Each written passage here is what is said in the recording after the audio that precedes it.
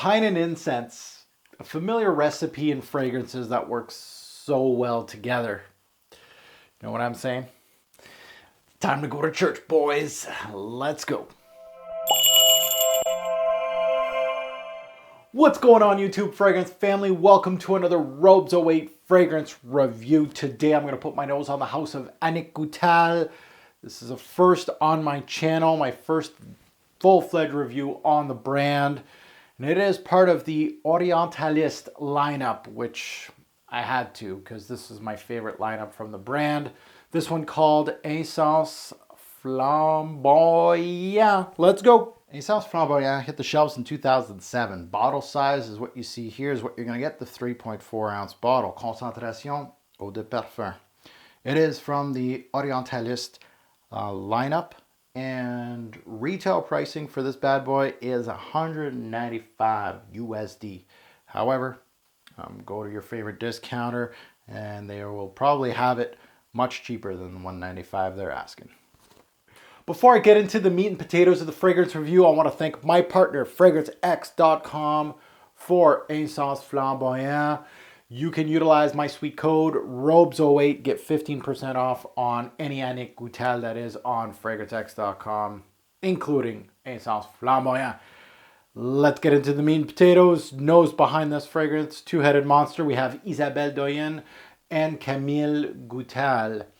Notes in Encens Flamboyant. There is quite a bit, so let's take a look at it. In the introduction, we have incense, pink pepper, pepper, and red berries. In the mid, we have nutmeg, sage, and cardamom. And in the base, we have incense, balsam fir, and mastic. Major notes to this nose right here are, this is an incense-based fragrance, so that's what you're going to get. Also pepper and that balsam fir. You're really going to get a lot of greens in this fragrance.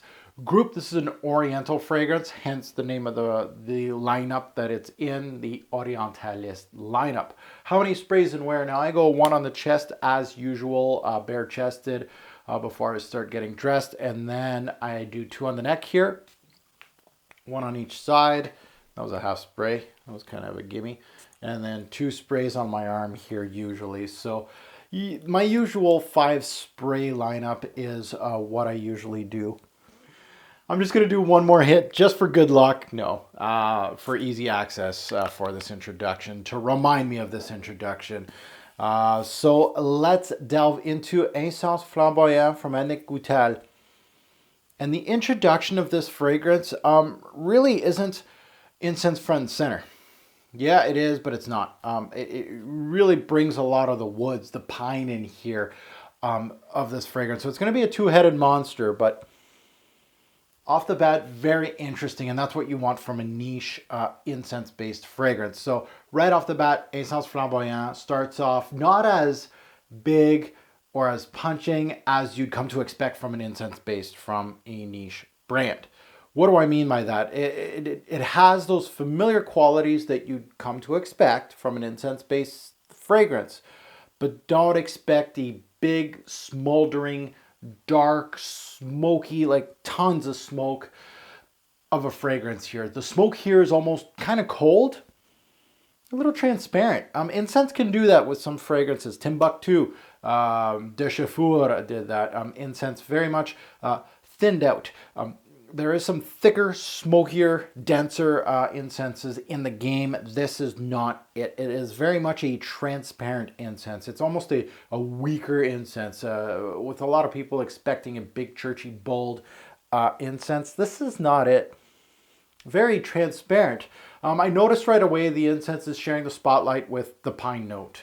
Encens Flamboyant is very green as a fragrance, and we'll be pushing the evergreen theme mostly throughout the set. You're really going to get a lot of that pine. You're really going to get that evergreen. That pine is the X factor in Encens Flamboyant. You're really expecting an incense-based fragrance, and the pine almost takes over the fragrance. Not a bad thing. I get more woods, green, and an ashy quality with minimal smoke from the incense. I felt at times with this one, there's a cold stone-like feel. I love when incense-based fragrances kind of bring you to church. This one kind of does, but my imagery is kind of a little different with this one. It's not really church, but it's more about kind of stone in the woods. Of course, you have to be in the woods because there's so much green in this fragrance. But you are in the woods. There's a stone base that you've built up with some incense sticks. So you're burning some incense sticks, burning throughout the night. You had a little bit of rain in the morning. Those incense sticks are still burning up in the morning. And what you're left with is incense sticks still burning, more in the background. You're full of pine around you. You got that cold stone, still cold. You got some ashy quality, and the incense is just burning just a little bit while you wake up in the morning. That's what this imagery brings me to. I know when incense and myrrh gets thrown into the game, everybody's thinking church. No, this is so much wood and so much greens. Le conifère dans ceci, c'est gros. The conifer in here is huge. So that's why it kind of takes me out of the church and more outside. There's a lingering kind of a mustiness in this fragrance. Again, some people think of a church because there's a mustiness in this fragrance too. And it reminds me, you know what that reminds me of? An old chest that we had when I was a small child. It was my grandfather's. It was a beautiful old chest, but it always had that mustiness to it, and that's where this kind of lingers in this background of this fragrance. It just stays there, and it kind of gives you like an old school vibe to the fragrance. It gives like an old world, kind of bringing you back to the old churches or the old chateaus of the world. Also noted, there is black pepper in this fragrance, and I love when black pepper kind of sneaks up on you in a fragrance, and it does in this fragrance. It works so well with incense. Black pepper and incense work really well together. And it gives this fragrance a much needed bite, actually. It kind of needed a little bit of a kick, and that black pepper did it. Everything I'm describing in this fragrance pretty much shows up more into the dry down too. This fragrance is linear. It doesn't move much. It keeps that same theme alive until pretty much till the end of the scent. I really can't describe any more. It just stays that way throughout the scent. There was an air of transparency in Encens Flamboyant, so this is not a big bold one, and I really want to emphasize that just because people see this name, and even me, like when I looked at Annick Goutal and I own Myrrh, the mirror-based fragrance, which is very thick. I was kind of thinking or expecting that this was going to be really thick.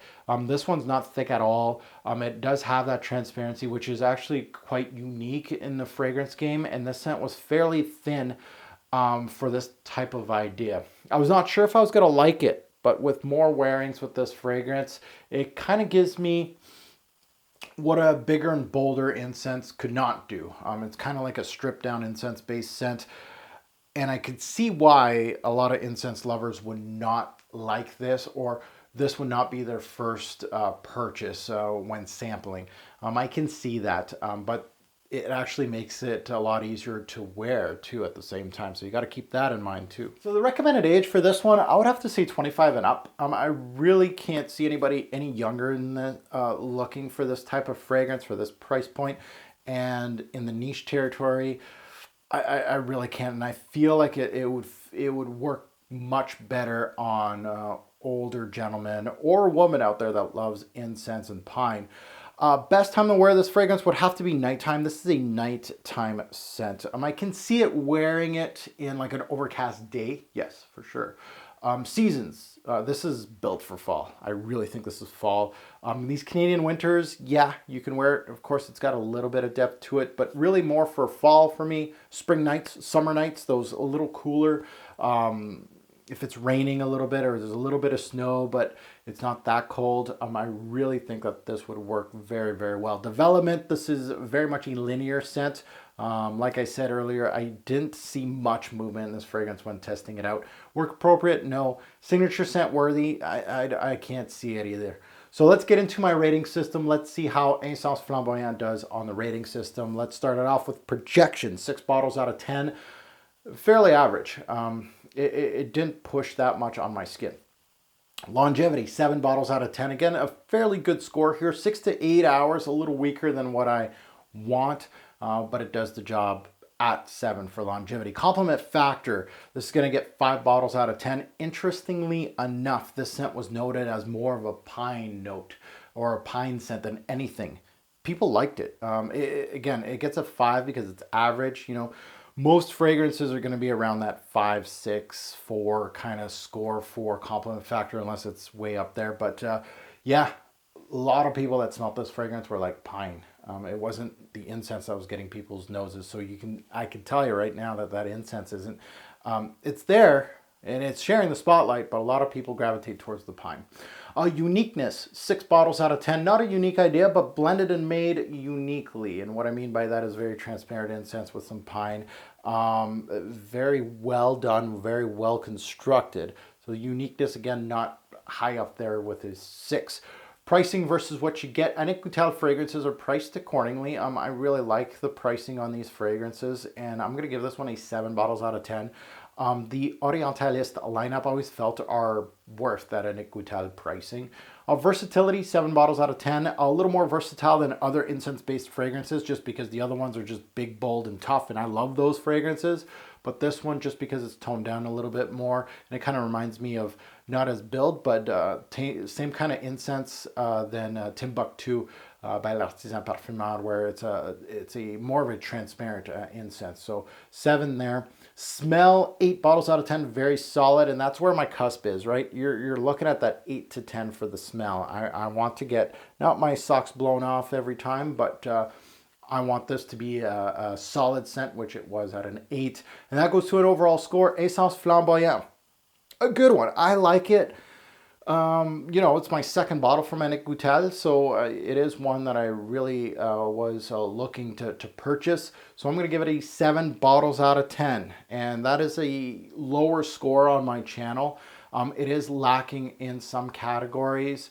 And to be quite honest with all of you, with all my incense-based fragrances, I can see this one getting lost in the shuffle, even as good as it is. And that goes to buy, try, or pass. Encens Flamboyant gets a try from me.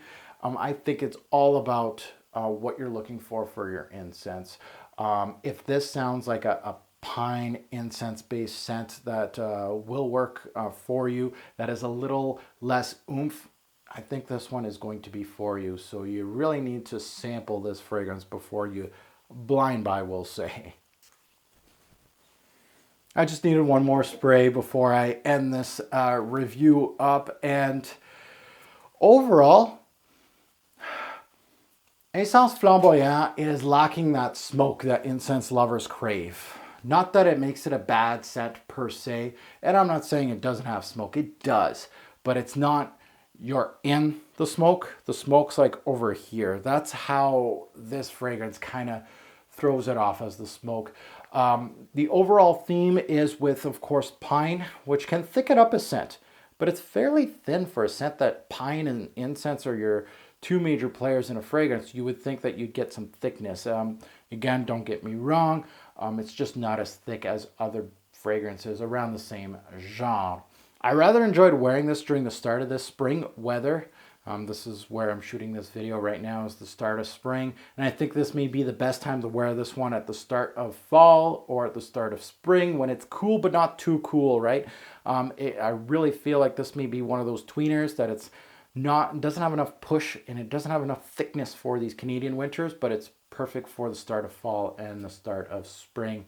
So a big fan of Goutal scents, that I am. Don't think this is the best from the brand, in my personal opinion, but a very, very, very solid release from the brand, and something that you at least have to sample. I think it's not a complete pass, but I can see why some people would pass on this fragrance. So there's my review on Annick Goutal's Encens Flamboyant, part of the Orientalist series, which I love so, so much. My very first full-fledged review on the House of Annick Goutal. Hopefully I did it justice.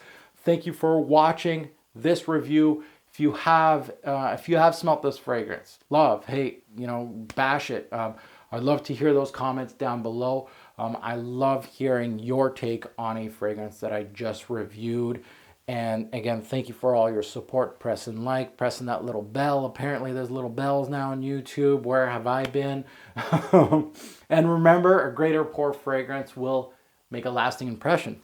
Choose your scent wisely. Thanks for watching.